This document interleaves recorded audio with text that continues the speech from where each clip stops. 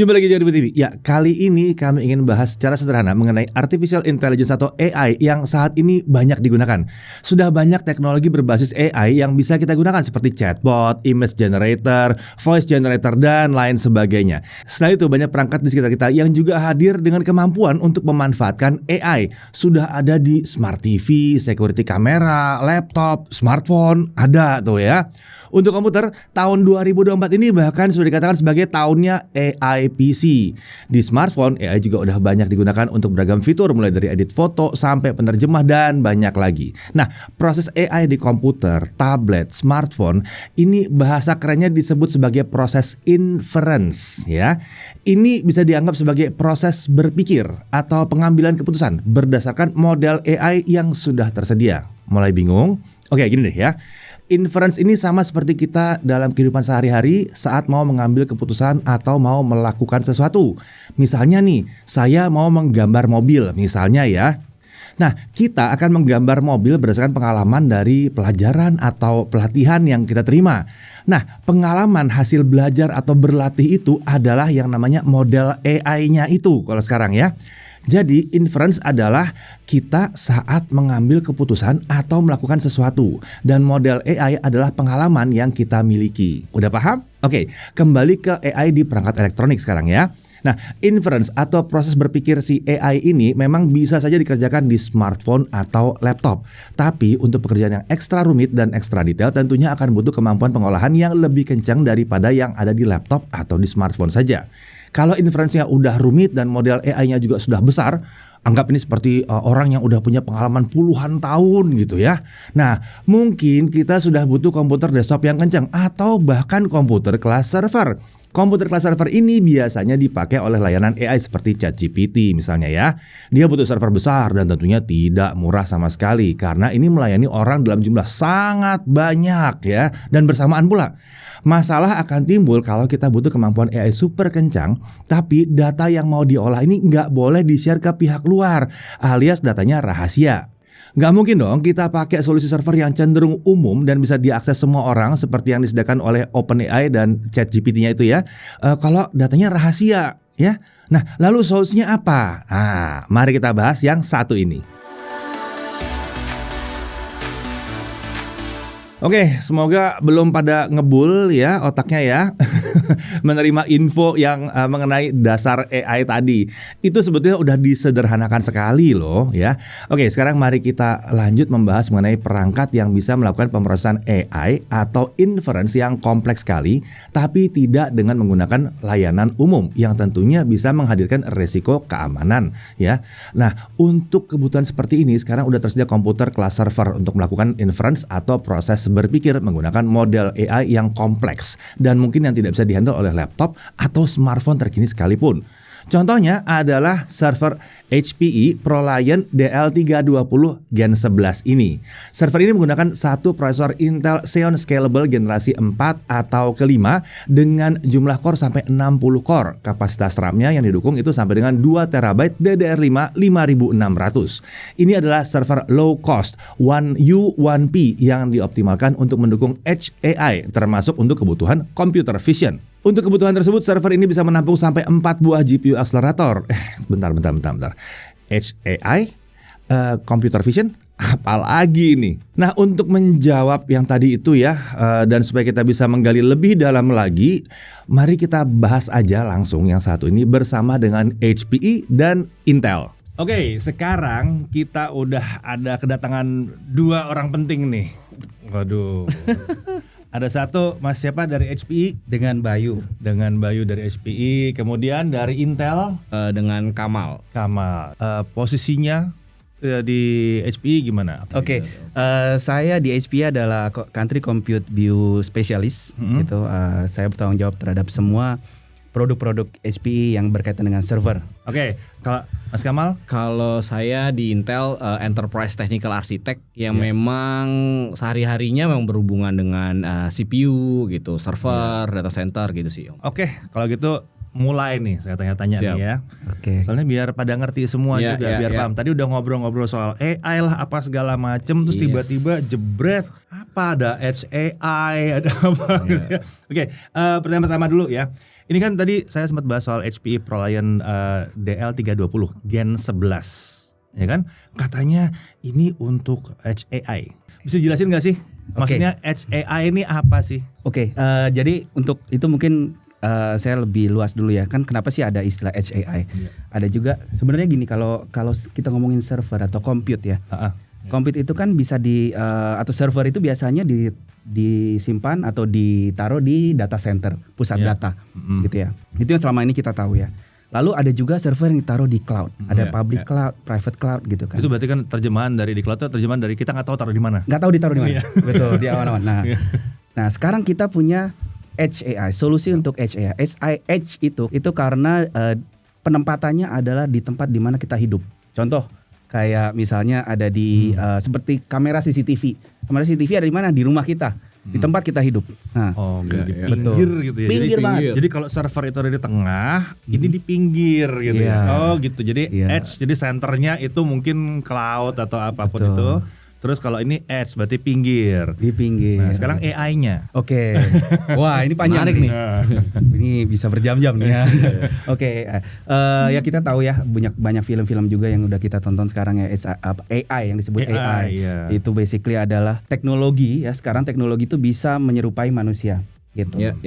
Contoh kita tahu ada chatbot berbasis AI atau kita bisa sekarang pakai WhatsApp misalnya atau pakai web chat seolah-olah ngobrol bersama kayak sama orang ya. Sama orang. Padahal bukan, padahal robot. Nah, disitulah AI di mana mesin itu bisa menyerupai manusia di situ. Nah, sekarang dalam hal ini gimana kaitannya dengan AI adalah ya pemrosesan yang menyebabkan komputer ini bisa membuat mesin itu menjadi seperti manusia itu tidak lagi harus berada di data center tapi bisa ke pinggir, bisa di edge, berarti lebih dekat sama kitanya. Betul. Gitu. Jadi si ProLiant DL320 Gen 11 ini adalah salah satu bentuk server yang posisinya ada dekat dengan kita. Iya, betul. Masih server. Jadi server dengan kemampuan untuk AI. Betul. Ini inferencing atau untuk belajar? Jadi sebenarnya untuk digunakan AI-nya atau untuk belajarnya sebetulnya? Oke. Kalau inferencing sama training sendiri, biasanya kalau di AI kita dari sisi teknologi kita melihat membagi dua antara inference dan training. Training itu di mana kita mengajari supaya si mesin itu bisa kayak manusia. Kita mengajari dulu, gitu loh. Manusia itu begini loh, begini cara berpikirnya, bla bla bla. Tapi kalau kita training aja itu kan biasanya memakan waktu yang lama ya. Nah, biasanya untuk yang kita taruh di edge tadi, di pojok itu udah nggak terlalu banyak training. Udah tidak ada training malah ya. Ini udah lebih untuk mengerjakannya. Tinggal mengerjakan. Contoh, ada yang istilah namanya computer vision. Computer vision itu adalah di mana kita mengajari mesin supaya dia bisa melihat. Dia bisa punya mata. Nah, sebelum dia mengerikan, terus. Mengerikan. Sebelum dia bisa melihat, kita harus ngajarin bagaimana mengenali. Oh, kalau ini namanya daun, ini namanya orang, wajah ini namanya muka orang lah segala macam, ini matanya dari hidungnya. Itu di training. Tapi di inference itu dia sudah tahu. Oke, ini ada video orang, ada foto orang. Ini mukanya, ini hidungnya. Tinggal saya kenali siapa dia. Nah, jadi itu bedanya modelnya inference. Udah ada ya, AI modelnya udah ada, tinggal dia mengerjakan si AI modelnya ini aja. Betul, dia udah gitu. Tapi dengan performa yang tinggi dong kalau ini ya berarti ya. Iya. Otomatis ini performa tinggi. Soalnya kan tadi kalau dilihat lihat dari speknya itu bisa pakai GPU accelerator sampai 4 biji. Iya, betul. Itu sampai sebanyak itu tuh buat apa aja sih? Oke. Itu sebenarnya tergantung dari beban dari AI itu sendiri. Contoh bagaimana si AI ini bisa menyerupai manusia cara pola berpikir dia. Semakin sulit pekerjaan yang harus dia lakukan, semakin harus banyak GPU yang dipasang gitu. Contohnya sulit tuh gimana? Merajut gitu enggak ya? Bukan ya? Oke. Contoh begini deh ya. Ini saya bawa lagi tadi yang computer vision yang mudah-mudahan computer vision ya. Computer vision ya. Katakanlah dia sudah belajar mengenali tadi kan, udah dipelajari soal mengenali segala macam bentuk di dunia ini. Nah, terus sekarang sulitnya di mana kan? Dia udah tahu gitu ya. Oke. Mungkin yang paling gampang bagi si komputer itu untuk melihat gitu ya, untuk punya mata adalah contoh untuk mengidentifikasikan plat nomor ganjil genap misalnya. Oke, kita bicara di jalanan ya. Di jalanan nih jalanan, ya. Nah, kan sebetulnya dengan AI itu bisa dari kamera di jalan itu mengenali ini mobil harusnya nggak lewat sini karena dia Dibaca gitu angkanya. Dibaca angkanya karena komputer itulah. Oh, itu jadi bukan pakai orang ya? Nggak Itu ya, semua berarti mesin. ya? Itu semua mesin. Itu semua pakai AI berarti. Betul. AI-nya mengenali plat nomor. Contoh itu adalah yang cukup mudah menurut saya menurut saya. Jadi cukup mudah karena sederhana. Kenapa? Karena plat nomor sudah standar. Ya. Kalau saya computer visinya untuk mengenali manusia, mengenali orang.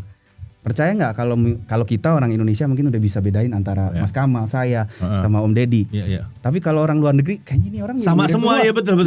Iya kan? Jadi sama semua. Iya, manusia aja bisa jadi salah nih. Ini kayaknya kemarin Mas Kamal atau Bayi yang datang ke sini gitu kan. Iya. Nah, kalau dengan beban seperti itu sehingga si AI di data center maupun di AI di inference ini juga harus terus dikembangkan bagaimanapun supaya dia bisa lebih cepat memprosesnya. Lebih intens lagi. Lebih intens lagi. Oh, oke. Jadi ya cara mengenalinya kadang malah bisa mengenali orang anak kembar atau anak kakak beradik itu bisa dibedakan gitu. Bisa dibedain mungkin ada lucu ya. Jadi beda. kalau misalnya acaranya kayak konser gitu ya. Konser tapi terus dari keamanan masukin muka-muka tertentu yang mungkin dicurigai gitu yang udah ada listnya dari kepolisian. Dia bisa pasang kamera doang disambung ke edge server ini dengan compute yang sekencang itu, real time dicari gitu sambil rombongan ini datang real time dicari satu-satu gitu ya. Ya betul, itu harus kayak gitu. Itu ya harus cepat banget berarti. Itu harus cepat banget dan nggak bisa kalau itu yang tadi balik lagi kenapa edge AI itu sangat dibutuhkan. Kalau itu dikirim dulu ke data center di pusat lah di mana gitu kan, ditunggu ngelek orangnya udah keburu ngambil, udah ngelek ya, terlambat. Betul. Nah dengan AI kita bisa taruh di konsernya itu sendiri, di belakang panggung kita taruh di situ minta. Iya, dia tinggal taruh di tempat tersembunyi terus kameranya langsung di depan gerbang jebret gitu. Betul. Itu yang disebut tadi sebaik lagi nih AI bisa lebih jelas lagi seperti itu. Oh, jadi gitu. Disitulah letak butuhnya salah satu contoh letak butuhnya kecepatan dan power yang tinggi di situ ya relevansinya si Edge AI ini. Tapi pasti ada banyak lagi kan yang lain ya. Saya kebayang mungkin pertanian juga mungkin ya. Betul. Pertanian dulu pernah dengar kayak drone jalan gitu. Terus dia pakai kamera, feednya dikirim balik pakai wifi. Nah tapi terus mesti dikenali apa yang terjadi gitu kan. Apakah itu si buah udah matang atau belum gitu. Nanti dia pulang udah ketahuan sekian persen buah udah matang, sekian persen buah sudah mau busuk kayak gitu. Itu juga butuh AI juga berarti kalau gitu. Betul. Ya. Ini biar nggak salah kaprah ya, soalnya banyak yang mengira bahwa AI itu pasti belajar dan melakukan gitu. Ya. Padahal ternyata enggak kan, ini kepisah nih. Edge AI berarti lebih ke arah menggunakannya, melakukan pengerjaannya. Betul. Ini kemarin baca-baca katanya ASP ProLiant DL320 Gen 11 ini tuh adalah solusi low cost. Kasih tahu komparasinya deh, kenapa ini dibilang low cost padahal ini kan server ya. Nggak mungkin dong 5 juta gitu kan. Nggak mungkin. Tapi disebut low cost, kenapa nih low cost? Komparasinya kemana sih dibilang low cost? Low cost ini sebenarnya dari berbagai sisi ya, gitu ya. Yang pertama adalah dari dimensinya sendiri, gitu ya. Dimensi DL320 Gen 11 itu hanya 1 U. 1 U itu tingginya hanya 4 cm. 1 U, anggaplah 1 unit tipis 4 cm. Kalau 2 U berarti ya 2 kalinya. 2 kalinya. U gitu. Ya, lebih tebal lagi. Ya, itu artinya itu hemat space. Hemat space. Hanya membutuhkan 4,5 cm saja sudah bisa menggunakan 4 GPU, which is untuk dia bisa melakukan processing itu AI yang lumayan masif ya. Lumayan masif gitu. Saya diskusi sama beberapa software developer juga, mereka cukup banget sebenarnya dengan menggunakan sebiji doang gitu ya. Iya. Atas meja aja udah gitu. Ya, tergantung sih ya sebiji apa enggak ya. Oke. Tapi ya begitu, itu satu low cost adalah space. Terus kemudian di situ juga menggunakan hanya cukup satu prosesor saja gitu ya, satu prosesor CPU, tapi cukup powerful gitu itu karena didukung dengan Intel generasi terbaru juga. Yang terakhir ya itu, jadi karena bisa di edge, kita nggak dari consumer kita, dari customer kita juga nggak perlu menyediakan yang data center yang full blown gitu ya, Yang gede yang banget gede ya, banget iya. nggak gede banget, dah harus AC-nya dan juga harus pendinginnya seperti apa. Nah satu lagi Dell 320 Gen 11 ini juga kenapa kita bisa positioning di bisa kita taruh di edge kita karena dia juga tahan ambient Suhu normal. suhu ruangan biasa. Oh, suhu ruangan biasa. Dia berarti 25, 26 gitu nggak masalah dia. betul. Jadi untuk dia masih bisa secara tes di lab kami pun itu dia masih bisa bekerja sampai dengan 40 derajat Celcius gitu. Berarti Ya, berarti tidak seperti server-server zaman dulu yang harus kerja di suhu 20 ya. Kan dulu kan server harus 18 sampai 22 gitu kan. Iya. Kalau ini berarti cuman di ya suhu standar 25 gitu, kayak sekarang ini 25-an gitu udah oke dia. Nah, ini menarik nih. Karena mau tanya ke Intel ini agak aneh nih. Iya. Katanya powernya berarti nggak gede-gede amat nih ya. Yes. Bisa masuk ke 1 U tuh berarti tipis, Iya. ya kan? Terus nggak perlu suhu yang dingin-dingin amat.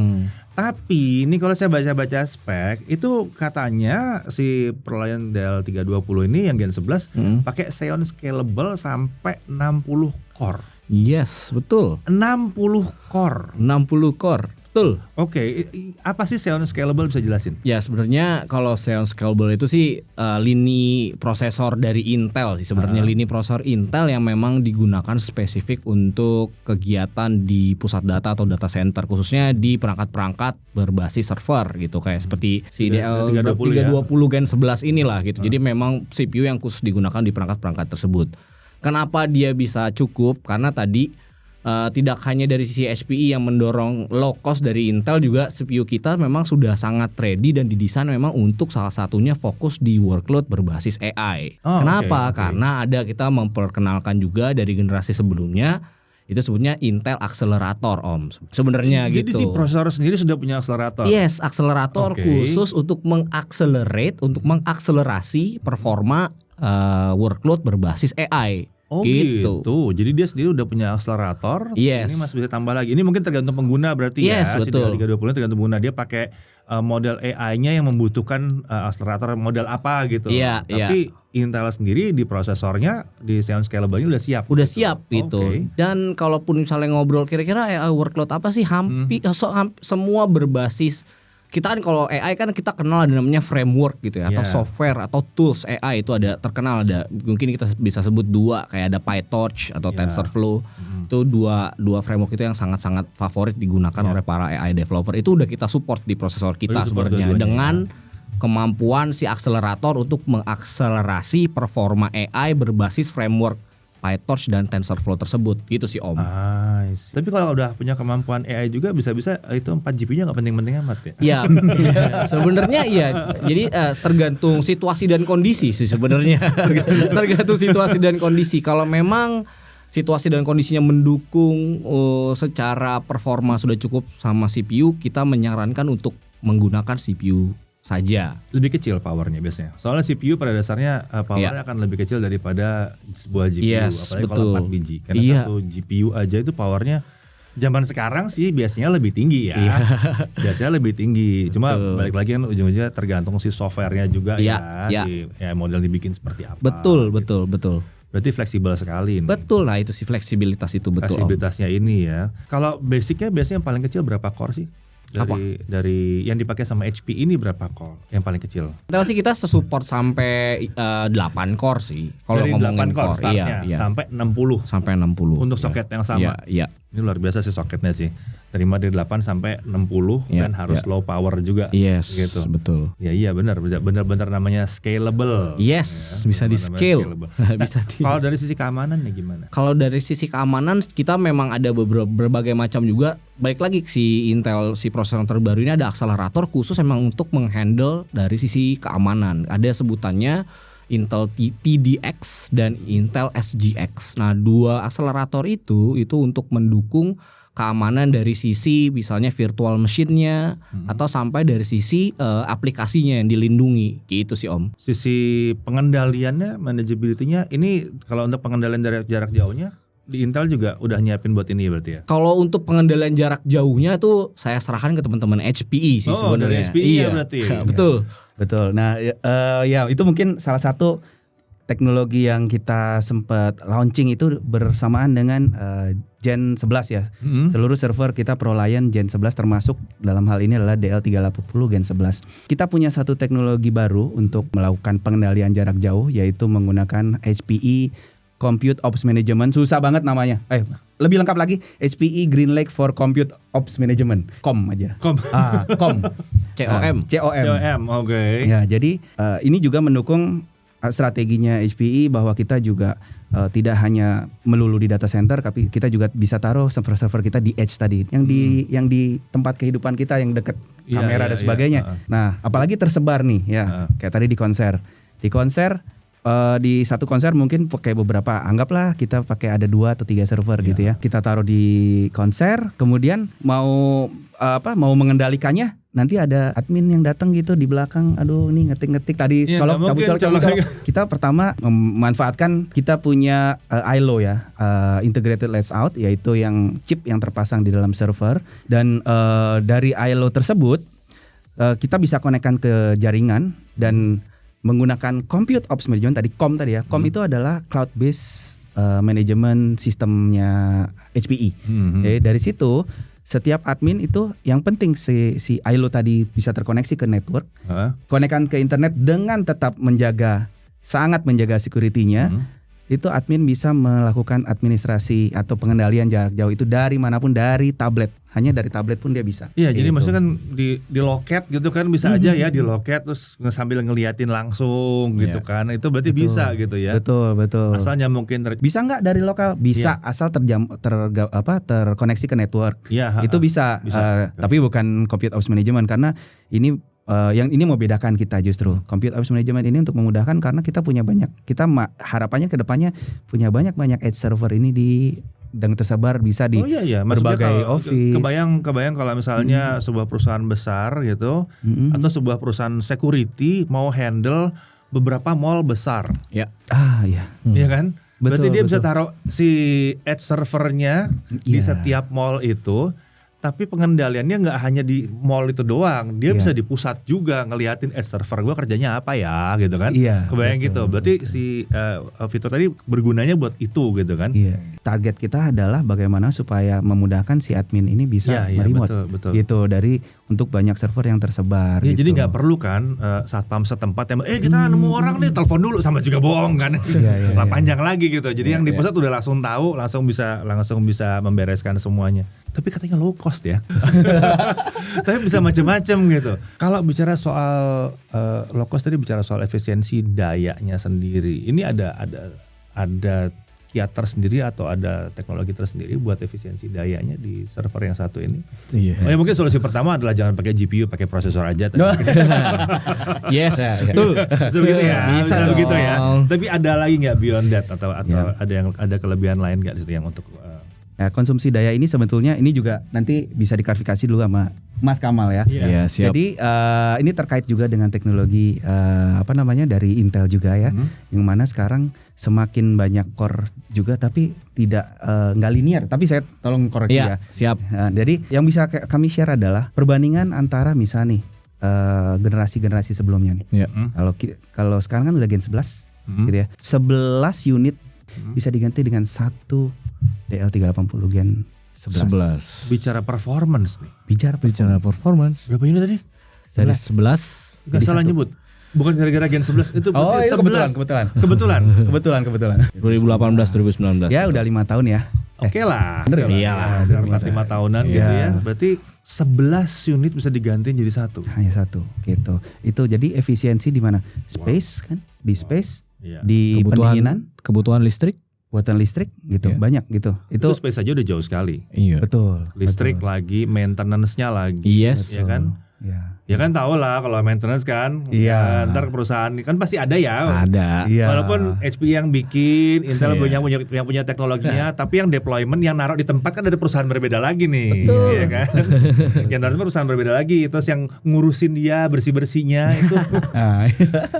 Iya dong. Kalau 11 kan berarti satu kali orang datang ngurusinnya 11. Berarti costnya kali 11. Kalau ini berarti cuma bersihin 1 doang. Mereka cuma 1. Berarti lebih simpel jatuhnya ya. 1 banding 11. 11. Kalau dari performance 1:11 itu berarti luar biasa banget performance yang digantiin ya. Iya, karena kalau saya boleh nambahin dari perspektif performance gitu ya, specifically untuk prosesor, memang ada performance gap yang cukup jauh apabila dibandingi dari generasi yang sekarang, which is generasi kelima, itu dibandingkan contoh tadi mungkin generasi 9, mungkin generasi ketiganya Intel kali ya, Ice Lake ya, kalau nggak salah ya. Iya, masih Ice Nah Lake. itu, jadi saya ada satu slide gitu ya, ada satu slide yang di situ buat komparasi perihal kebutuhan listrik salah satunya di situ. Jadi ada dia mengcompare list of workload gitu ya, komparasi dari generasi ketiga versus generasi kelima. Itu di situ angka-angkanya cukup lumayan signifikan. Iya. Signifikan sekali berarti ya. Ini menarik sekali ya. Berarti untuk sebuah perusahaan ngedeploy edge AI, kebutuhan compute yang luar biasa gede yang tadinya dihandle pakai 11 komputer, katakanlah 11 komputer, sebetulnya bukan ya 11 server tadinya ya. 11 server sekarang bisa jadi satu. Iya, betul. Dan mungkin kemarin harus pasti pakai suhu tertentu. Iya. Sekarang udah nggak perlu nih. Iya. Ini nyemplung doang di pojokan kantor beres kayaknya. Iya. Edge kan, di edge. Iya, di edge kan. Iya. Jadi bayangannya adalah sebuah perusahaan bisa punya tempat admin gitu, mungkin ini nongkrong di pojokan gitu. Selama AC-nya masih oke lah di 25 gitu. Masih normal-normal aja, dia masih bisa jalan terus. Betul. Listrik nggak ganggu gitu ya. Terus performanya tinggi, bisa dikontrol dari jarak jauh, bisa dilihat dari jarak dekat, bisa AI pula. Iya. Usage-nya sekarang yang paling banyak bisa di-spill nggak, kira-kira apa aja nih? Pengguna yang Use banyak. case-nya sebetulnya DL320 Gen 11 ini memang secara strategi positioning memang untuk AI. Tapi sebetulnya ini juga bisa digunakan untuk compute biasa gitu ya. Oh, gitu. Artinya server biasa juga gitu. Kenapa dia sebut bisa untuk AI? Karena tadi bisa mendukung sampai dengan 4 GPU gitu dan lain-lain gitu ya, dan di edge juga. Tapi sebetulnya kalau mau jadi render server gitu bisa. Render server bisa juga, betul banget. Wah ini pancingan. Saya padahal mau cerita panjang nih. Betul. Bisa buat rendering, bisa untuk yang sempat kita juga ngobrol sama teman-teman media yang bikin animasi. Oh, buat bikin animasi. Nah, itu mereka juga tertarik gitu ya.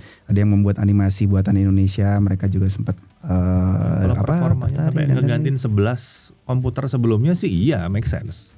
Taruh 4 GPU paling terkini pakai 60 core, ya udahlah, itu bahkan bisa di-sharing performance-nya kan? Ya, betul. Iya. Dia siap juga buat virtual itu ya. Iya, udah siap. Buat virtualisasi juga siap. Betul.